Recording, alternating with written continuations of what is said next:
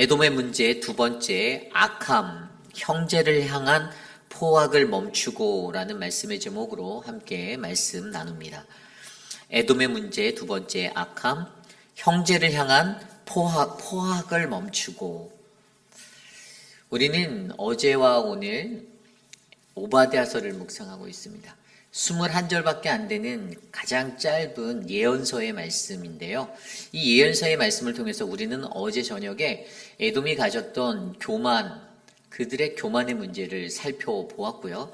그리고 오늘 두 번째, 그들이 가지고 있는 에돔의 문제 두 번째로 바로 형제를 향한 포악에 관하여서 살펴보려 합니다.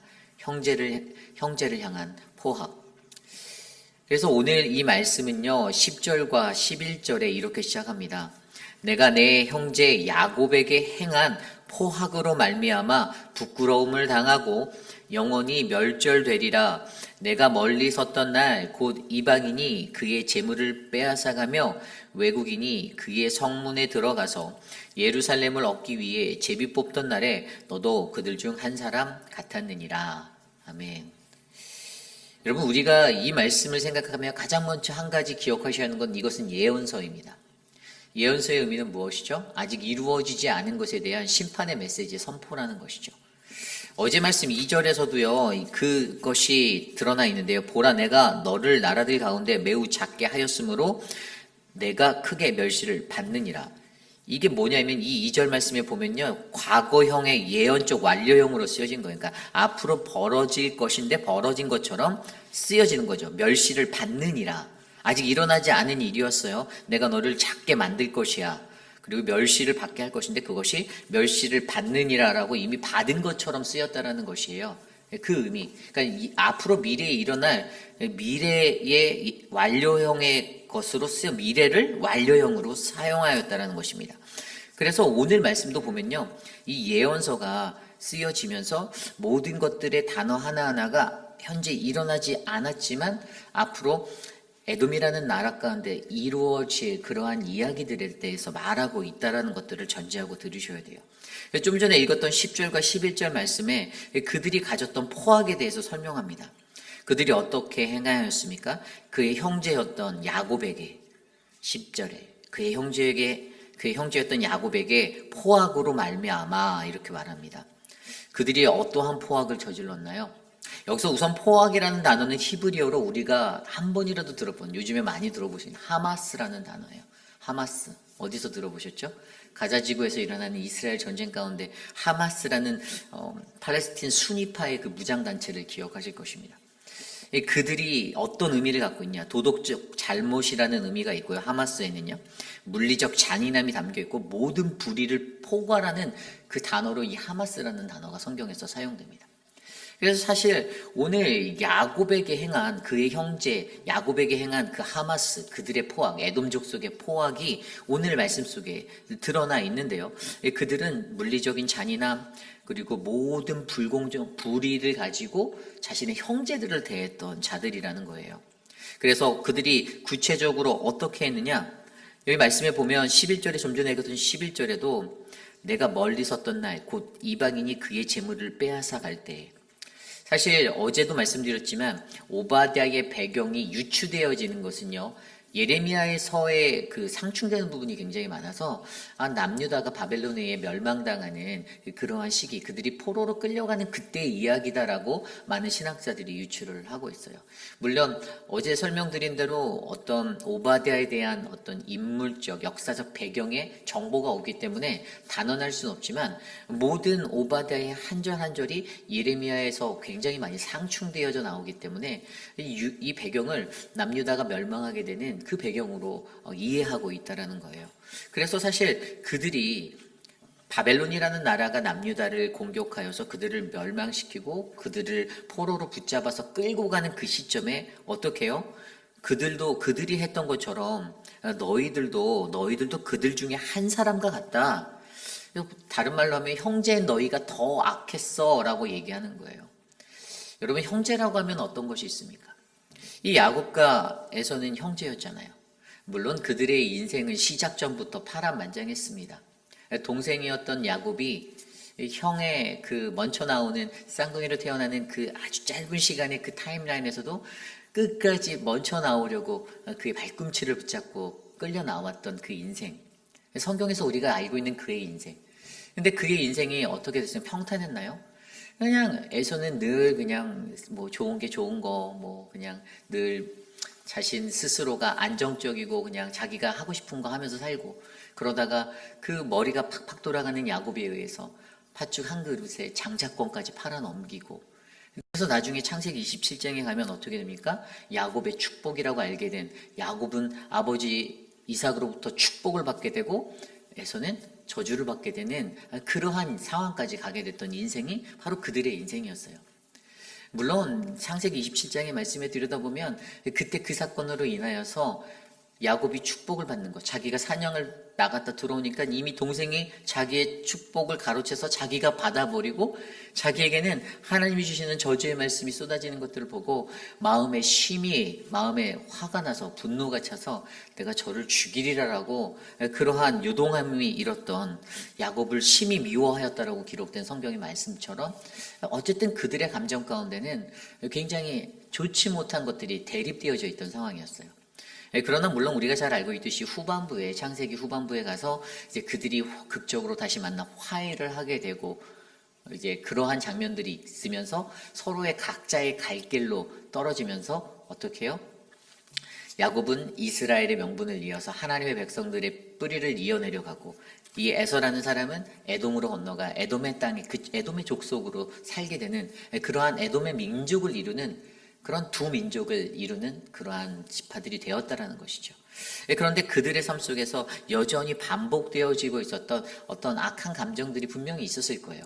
해소되지 못했던, 그래서 후손들이 느낄 때에도 저 이스라엘 징그러운 놈들, 우리의 축복권을 가로채 갔던 사람들, 이라는 마음들이 있었겠지만, 결국에 그들 안에서 이러한 상황들이 벌어지는 역사의 시간 속에서 그것이 드러나게 될 때, 내가 저들을 도와주는 형제로서의 형제가 아니라 오히려 그들의 고난을 즐거워하고 그들의 아픔을 반가워하고, 그리고 그들이 더 아픔을 받도록, 고통을 느끼도록 거기에 일조를 하는 일들을 오늘 에돔 사람들이 하게 되었다는 것입니다. 그것을 좀 더 구체적인 내용으로 보면요, 아까 읽었던 10절과 11절의 내용이 무슨 내용이냐면, 부끄러움을 당하였다라는 이 포악, 여기서 그들이 포악으로 말미암아 부끄러움을 당했는데, 포악이 담고 있는 아까 말씀드린 도덕적 잘못, 물리적 잔인함, 모든 불의가 어떠한 것이냐면 그들이 예루살렘을 침략하고 약탈할 때 그들을 도왔다라는 것. 좀 더 정확히 보면 14절 말씀에 뭐라고 나와 있냐면요, 14절에 이렇게 나와 있거든요. 내 거리에 서서 그 도망하는 자를 막지 않을 것이며 고난의 날에 그 남은 자를 원수에게 넘기지 않을 것이니라. 아멘. 이 바벨론 느부갓네살 왕이 침공하였을 때 BC 586년에 정복 과정의 그 시간 속에서 에돔 사람들이요, 오히려 도망하는 남유다 사람들을 붙잡아서 어떻게 해요? 바벨론 사람들에게 갖다 끌어다 줬어요. 이러한 악행들을 하였습니다. 도망하는 남유다인들을 잡아서 바벨론에게 넘기는 이러한 악행까지도 서심치 않았던, 오히려 도와야 하고 함께해야 하는 형제를 가진 그러한 사람들인데, 그러한 마음으로 살지 못했던 그들의 모습을 보여주게 되는 것입니다. 그래서 하나님께서는 그들에게 선포하셨죠. 너희가 심판을 받을 것이다. 그들의 심판을 받는 두 번째 이유가 바로 형제를 향한 그들의 포악이 멈춰지지 않았기 때문입니다. 마음의 감정에서든지 사라지지 않고 화해되지 않은, 진정한 용서가 없는 화해가 나지 않아서인지는 알 수가 없으나, 그럼에도 불구하고 그들은 여전히 자신의 형제들을 향하여서 포악, 이 하마스의 삶으로 그들을 맞이하고 살았다는 것을 우리는 발견하게 됩니다. 여러분, 우리들의 인생 속에서 우리들도 느껴야 하는 것이 있습니다. 그것은 무엇입니까? 형제에게 잘해야 된다는 것이죠. 내 형제를 사랑하라라는 하나님의 말씀이 저와 여러분들 안에 그냥 들려지는 음성이 되지 않기를 원합니다. 이 마음속에 새겨지는 그러한 삶이 되기를 원해요. 무엇이 내 형제를 사랑하는 것입니까? 그것은 어려울 때, 슬플 때 함께 눈물 흘려주고, 고난 가운데 함께 동참해주고, 기쁠 때 함께 기뻐하는 자들입니다. 그렇죠? 그런데 공동체 안에서 같은 형제들 간에 사실 집안 싸움이 많이 일어날 때가 많아요. 그냥 공동체라 말하면 뭐 교회를 말할 수도 있고 사회에서도 마찬가지고요. 가정에서도 마찬가지입니다. 같은 형제들끼리 서로 사랑하고 우애를 가지고 그렇게 지내야 하는 그 믿음의 사람들임에도 불구하고 그런데 형제들끼리 형제의 난이 일어날 때가 너무나도 많다라는 거예요. 여러분 우리들의 삶 가운데 정말로 내 형제를 향한 그러한 사랑이 온전하게 흘러가고 있는지를 우리가 점검해 보시기를 원합니다. 내가 같은 믿음의 공동체 안에서 섬기는 우리 같은 사랑하는 지체들을 정말로 내 형제처럼 사랑하는지 어떻게 알 수 있냐고요? 그건 내가 그 사람을 어떠한 것으로 다른 이들에게 말하는 것을 보면 알 수가 있습니다. 내가 그들을 자랑하고 그들을 뿌듯해하고 그들을 내가 더 섬기는 믿음의 사람으로 내가 존중하며 살고 있는지 내가 그에 대해서 어떻게 이야기를 하고 어떻게 칭찬하며 살고 있는지를 돌아보면 알 수가 있어요. 그래서 같은 믿음의 공동체로 부르심을 받은 저와 여러분들 안에 형제가 형제에게 더욱더 악한 모습으로 세워지는 이 포악의 모습이 아니라 우리가 서로를 존중하고 믿음으로 끌고 나가는 그러한 믿음의 지체들이 되기를 간절히 소망합니다. 그래서 여러분 오늘 말씀에서 보면요. 아까 이 10절과 11절에 읽었던 그 말씀 가운데 그들이 가졌던 이 포악의 모습들 12절에 뭐라고 나와 있냐면요. 형제의 불행을 만족스럽게 바라보고 남유다의 멸망을 그들이 기뻐하였다라고 나와요. 내가 형제의 날, 그 재앙의 날에 방관할 것이 아니며 그래서 방관하다가 기뻐하는 거예요. 그리고 남유다, 유다의 자손이 패망하는 날에 기뻐할 것이 아니며 그들이 고난 때에 내가 더 우쭐대고 자랑스럽게 여기며 말한다라는 거예요. 내가 입을 크게 벌릴 것이다. 이게 뭐예요? 벌릴 것이 아니다. 그들이 이런 아픔의 날을 입을 크게 벌려 떠든다라는 거예요. 내가 프라우드하게 여긴다는 거예요. 내가 너무 기쁘다라는 거예요. 내가 싫어하는 사람들이 저들이 고난받으니까 너무 행복하다라는 거예요. 그래서 여러분 우리들이 이러한 모습으로 살면 안 된다라는 것에 대해서 이야기합니다.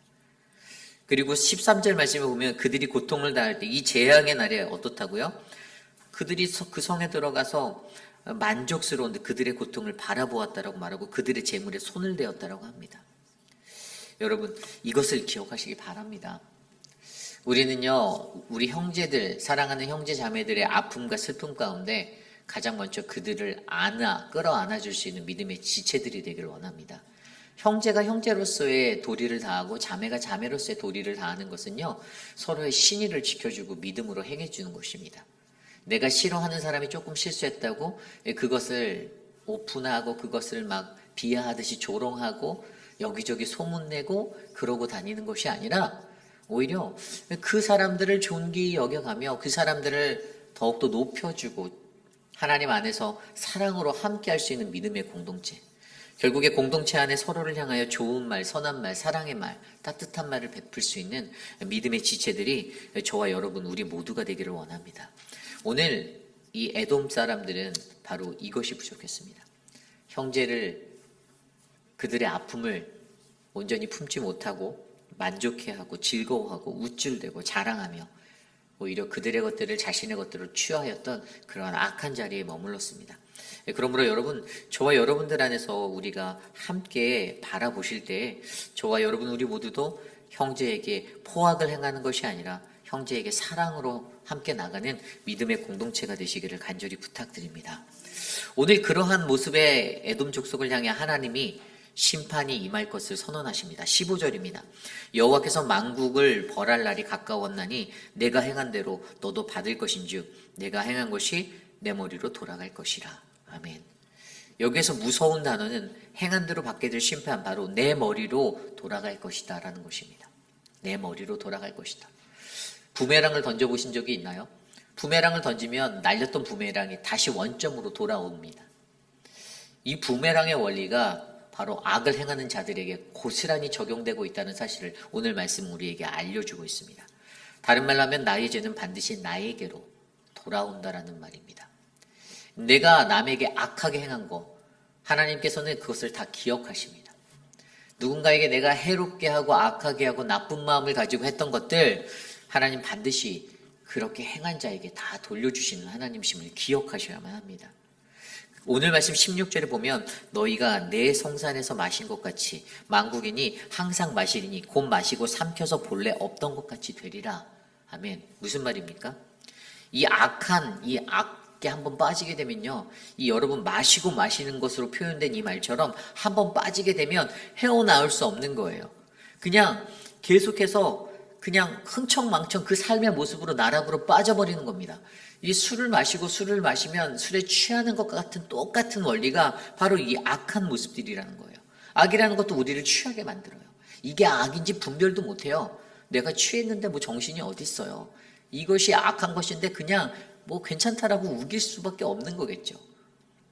그렇기 때문에 여러분, 우리가 받게 될 이 나의 악한 모습으로 악행으로 말미암아 내가 다 받게 될 그 심판은요, 반드시 내가 가지고 있는 이 취한 듯이 빠져버리는, 마심으로 빠져버리는 이 악한 행실의 삶에 기초하는 것들을 잊어버리지 마시길 부탁드립니다. 이것을 기억하셔야 합니다. 내가 어떻게 살아가야 하는가? 여러분, 에돔이 추구한 삶은 무엇이었습니까? 그들은 허무한 것이었어요. 삶의 허무를 쫓았어요. 그들이 하나님의 은혜와 하나님의 영광을 구하고 살았다면 형제들에게 이렇게 할 수 없었죠. 그런데 그들은 자신들의 것들에 집중하고 그렇게 살았던, 옛 감정에 사무친 그 마음속의 분노를 가지고 오히려 악을 행하며 살았던 자들이라는 것입니다. 그러나 여러분, 그들이 반드시 알아야 될 사실이 한 가지 있어요. 그것이 뭐냐면 악이라는 것이 반드시 빗나갈 수밖에 없다는 것을 그들은 기억했어야 했습니다. 이게 무슨 말인가 하면 오늘 17절 이후의 말씀에 하나님은 에돔의 멸망과 이스라엘 남유다의 회복에 대해서 얘기를 하고 계세요. 17절에 보면 오직 시온산에서 피할 자가 있으리니 그 산이 거룩할 것이다. 여러분, 시온이라는 것은 하나님의 통치가 이루어지는 남유다의 예루살렘 성을 말하고 있습니다. 그렇죠? 그런데 그 땅이 바벨론에 의해서 짓밟히게 되는 그 땅이 다시 회복할 것을 얘기하세요. 물론 아직 일어나지 않은 일이에요. 앞으로 바벨론이 그들을 점령하게 되고 침략해서 포로로 잡아가고 예루살렘 성이 황폐케 되었을 때 그것을 보고 너희들은 좋아하고 즐거워하고 기뻐하는 마음의 환호를 느낄 줄 모르나 거기가 끝이 아니다라는 거예요. 나는 그들을 향해서 그들을 다시 회복하고 일으켜 줄 거다. 그래서 여러분 어떡합니까? 나중에 스룹바벨과 그 사람들을 통해서 예루살렘 성전을 다시 재건하는 사업들이 일어나잖아요. 포로기에서 돌아온 자들을 통해서. 하나님의 역사에 대해서 미리 말씀해 주는 거예요. 너희들이 즐거워하고 기뻐하는 것, 이제 저들이 무너졌다라고 환호하는 그것이 마지막 마침점이 아니다. 나는 너가 생각하는 것보다 더 넓고 더 깊게 더 멀리 내가 저들을 향한 회복을 내가 예비하고 있다라고 알려주는 거예요. 그래서 그들의 마음 가운데 어떻게 됩니까? 그들의 마음대로 되지 않았을 때 그들은 하나님의 섭리가 있다는 것을 잊었기 때문이에요. 하나님의 섭리는요, 그의 사랑하는 자녀들, 백성들을 회복하는 것에 초점을 두고 있습니다. 그들을 버리고 망가뜨리고 무너뜨리는 것이 하나님의 목적이 아니에요. 그런데 그렇게 무너진 예루살렘 성을 보며 끝났을 거다라고 판단할 것 같은 그들을 향해서 거기가 끝이 아닌 거야. 나는 그들을 내가 심판하고 징계는 주지만 나는 내 사랑하는 자녀를 다시 내 품으로 끌어안아 돌아오게 만들 거야 라는 하나님의 사랑의 핵심이 담겨져 있다는 것이에요. 근데 에돔 사람들이 그것을 이해하지 못했어요. 그러다 보니 자신의 행한 대로 받게 될 심판조차 마음속으로 잘 느껴지지가 못하는 게 당연하겠죠. 여러분, 그러한 것들 때문에 어떻게 됩니까? 나중에 18절 이후에 보면 야곱 족속은 불이 될 것이고 요셉 족속은 불꽃이 될 것이고 에서 족속은 지푸라기가 될 것이다 라고 말합니다. 이게 뭐예요? 이 야곱의 족속이 꺼진 것과 같은, 사라져버린 것 같은 이 야곱의 족속, 이 민족, 남유다, 이스라엘 백성들이요, 그들이 다시 불씨가 돼서 활활 타오를 거라는 거예요. 그래서 결국엔 너희들을 불살아 버릴 것이다 라고 그 뒤에 설명하고 있습니다. 그리고 너희 에서 족속에 남은 자가 하나도 없게 될 거야. 그래서 나중에요, 이 에돔 지역의 이 에서 족속이요, 멸망하게 돼요. 물론 그들의 후예가 남아있죠. 남아서 예수님 시대 때 누굽니까? 헤롯 대왕의 에돔의 족속의 사람이었잖아요. 그 잔잔한 그 몇 명은 살아서 다른 나라 이방으로 흩어져서 살아남게 되지만 에돔이란 나라는 결국에 이 민족은 사라지게 되는 민족으로 하나님의 심판을 받게 된다는 것입니다. 그러면서 18절에 이러한 모습들을 보면서 어떻게 해요? 이스라엘 이 남유다의 족속과 하나님의 족속과 완전히 대립된 에서의 족속의 모습을 보여주며 내가 사랑하는 나의 백성은 다시 회복되어지고 번영할 것이고 대적하였던 너희들은 멸망당하고 진멸당할 것이다 라는 사실을 그들에게 말씀해 주고 있습니다. 그러면서 19절과 나중에 21절 이후에 어떤 이야기까지 나갑니까? 19절에 그들이 네겝과 에서의 산과 평지와 블레셋을 얻을 것이요 또 그들이 에브라임의 들과 사마리아의 들을 얻을 것이며 베냐민은 길르앗을 얻을 것이며 남쪽의 네겝 지방의 사람들 그곳을 점령하게 해주실 거다라고 말합니다. 또 블레셋을 소유하게 되고 에브라임의 그 들과 또 사마리아의 들을 얻게 될 것이고 또 베냐민 지파는 길르앗까지 차지하게 될 거다라고 그들의 번영에 대해서 이야기해 줍니다. 반대로 또 20절에도요. 사로잡혔던 많은 포로들이 돌아와서 어떻게 된다고 말합니까? 북으로 사르밧에 이르는 이 페키니아 연안의 지방을 점령하고 네겝까지도 차지하게 될 거라고 얘기하여 줍니다. 그리고 마지막 21절 구원받은 자들이 시온산에서 올라와 에소의 산을 심판하리니 나라가 여호와께 속하리라. 아멘. 구원받은 자들이 하나님의 도성으로 다 다시 남유다로 올라와 에돔을 점령한다라고 마무리를 지어주십니다. 그렇습니다, 여러분. 남들이 고통당할 때 그들의 고통을 형제라면 자매라면 한 가족이라면 어떻게 됩니까? 아무리 내가 싫어도 그것을 그냥 잘됐다, 고소하다 이렇게 보고 넘어가는 게 아니라 그들을 위해서 내가 무엇을 할 수 있는지를 고민해 보는 게 진정한 형제입니다. 오늘 에돔이라는 나라가 갖고 있었던 그들의 악함의 문제는요, 형제를 형제로 보지 않았던 거예요. 형제를 가족으로 생각하지 않았다는 겁니다. 그러니 그냥 강 건너 불구경하듯이 그들의 아픔과 그들의 모습들이 그냥 자신들에겐 기쁨이 되고 내 안에 서려있던 한이 풀어지는 것 같은 시원한 그러한 기분의 통찰을 느끼게 되는 그러한 자로 살게 되었던 것. 어찌 보면 오늘 이 시대를 살아가는 저와 여러분 우리 모두에게도 그러한 인생이 조금씩 담겨 있을지도 몰라요. 사람이 누구나 다 누구에게 존중받고 좋아하고 서로가 관계가 좋으면 되는데 사람들이 모여 사는 곳에 관계가 늘 문제예요. 여러분 세상에서 가장 하기 힘든 게 관계잖아요. 제가 목회를 하면서도 제일 어려운 건 관계더라고요. 그런데 그 관계가 어떻게 됩니까? 깨지고 깨질 때, 좋을 땐 좋다가도 깨지고 깨질 때는 서로 냉철하게 등을 돌리고 서로에게 칼을 꽂는 그러한 모습으로 변하는 게 바로 우리 인간이 가진 연약한 본성이라는 것이죠. 좋을 땐 좋았는데 자기의 마음에 조금이라도 안 맞으면 토라지게 되면 우리는 인간은 그 악한 근성으로 그렇게 행한다라는 거예요. 여러분, 저와 여러분도 우리 사랑하는 공동체 안에 하나님의 사랑이 날마다 넘쳐서 서로가 서로를 존중하는 그 은혜의 공동체가 되길 소망합니다. 조금 부족할지라도 이해해 주십시오. 이해해 주셔야 합니다. 어떻게 사람이 하루아침에 바뀔 수가 있겠습니까? 나도 안 바뀌는데. 그럴 때 그 생각을 하세요. 나도 안 바뀌는데 어떻게 저 사람이 쉽게 바뀔까? 그러면 조금 이해가 될 거예요. 여러분, 우리가 갖고 있는 이 공동체가요, 하나님이 우리를 얼마나 사랑하는 공동체로 부르셨는지 기억하셔야 합니다. 창세기 27장에 보면요, 야곱의 축복의 메시지가 뭐였습니까? 하나님은 하늘의 이슬과 같이 땅에 기름을 부은 것 같이 그 야곱에게는 풍성한 곡식으로 포도주가 넘치도록 내게 줄 거다라고 그들에게 약속해 주셨습니다. 그런데 뒤늦게 달려온 에서가 아버지 나도 축복해 주십시오 했을 때 그에게 말했던 게 뭐였어요? 창세기 27장 30절 40절에 그 아버지 이삭이 그에게 대답하여 이르되 내 주소는 땅의 기름짐에서 멀고 내리는 하늘 이슬에서 멀고 너는 칼을 믿고 생활하게 될 것이며 내 아우를 섬길 것이며 내가 매임을 벗을 때에는 그 멍에를 내 속에서 떨쳐버리리라 하였더라. 아멘.